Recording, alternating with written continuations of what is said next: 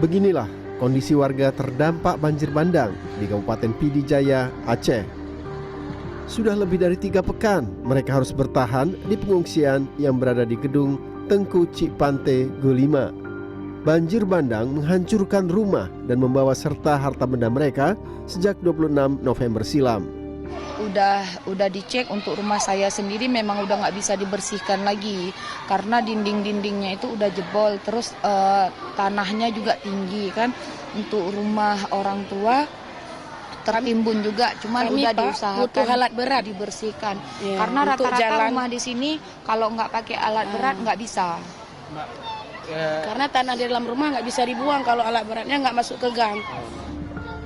Selama hidup di pengungsian, Rahmi dan Cut mengaku air bersih menjadi kebutuhan yang paling mendesak.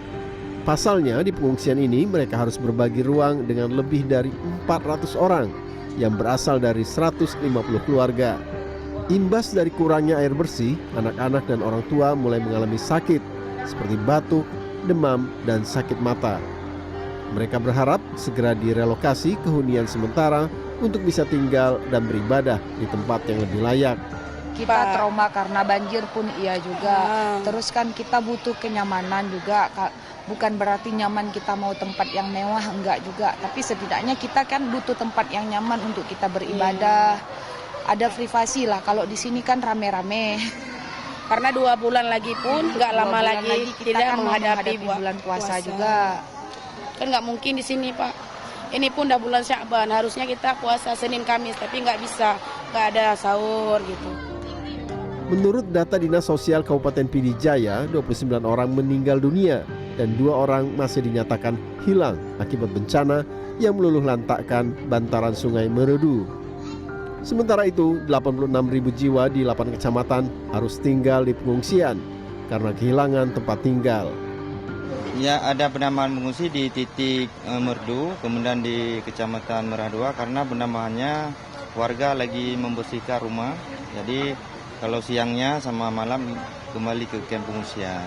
Kalau paginya biasanya masyarakat yang terdampak pulang untuk membersihkan rumah, siang dan malam kembali ke kamp. Saat ini selain pemulihan lingkungan pasca bencana seperti perbaikan akses jalan, pemerintah juga fokus untuk memberi pendampingan psikososial bagi anak-anak dan kelompok rentan. Sementara itu beberapa lahan tengah disiapkan untuk dibangun hunian sementara atau huntara.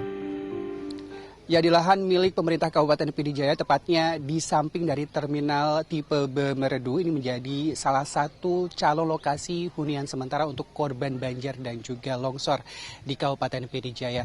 Luasnya lahan ini ada 3.500 meter persegi dan nantinya akan ada 17 unit huntara untuk 85 kepala keluarga. Walaupun saat ini tahapannya masih cukup panjang, masih dalam tahap proses pengurukan, namun para korban banjir ini berharap huntara akan bisa dihuni sebelum Hari Raya Idul Fitri.